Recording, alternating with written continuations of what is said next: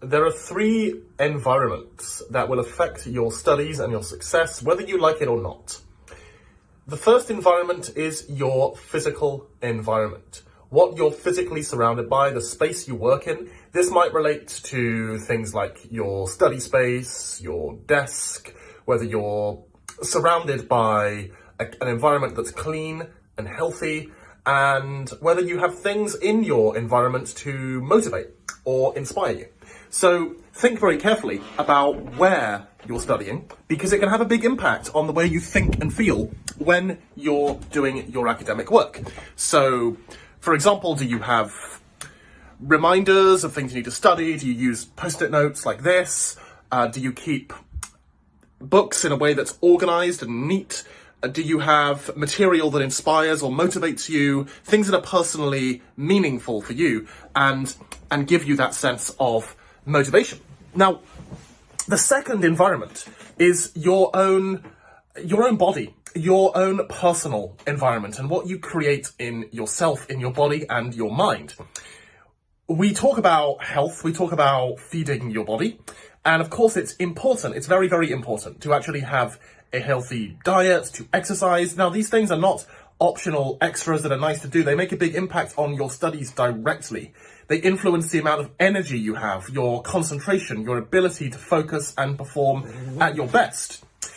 Now, linked to that, your own mental environment has a big impact as well, whether you are feeding your mind with healthy thoughts. Now, how do we do that? That's the big question here. So, the underestimated thing that most tutors or teachers maybe don't speak about so much is your social environment, who you are surrounded by, the people around you. So are you with a group of people? Some of you may recognize this in your class at school. There may be students who don't care, who are talking, who are distracting you, or even worse, are disrupting the learning. Maybe they're throwing things around, they're creating chaos in the classroom. That does not create a positive environment to work. Even if you're able to remain focused, you're not going to feel motivated and encouraged and supported by those around you in your own effort to study and to focus.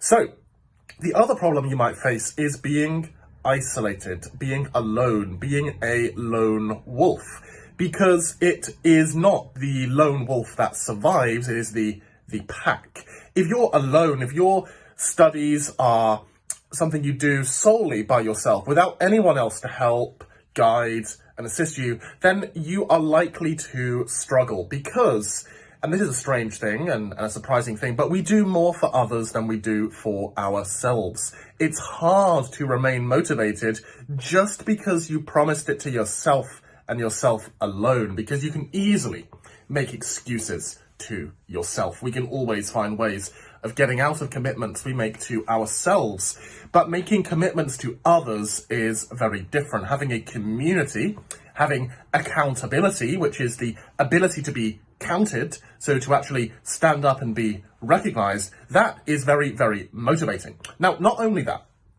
it's also incredibly important to have that social environment in English, because English is not like maths and science, where there's just one right answer and other wrong answers. There are many possible answers in English, and so the more different perspectives, the more viewpoints and ideas you have and are able to share, the more successful you're likely to be, because you'll naturally find it easier to think of ideas when you're doing, for example, creative writing. You're less likely to sit there not knowing what to write, not being able to think of ideas for a story, if you regularly, routinely actually share these ideas with other like-minded students. So, motivation, inspiration, passion, and thinking of ideas and suggestions are just some of the main benefits that actually come from being in a positive social environment. So I'd like you to think, what are you doing for yourself to create that positive social environment? How are you working on that? And how are you building up an environment that's going to make you become the best version of yourself and achieve the most you possibly can in your own studies?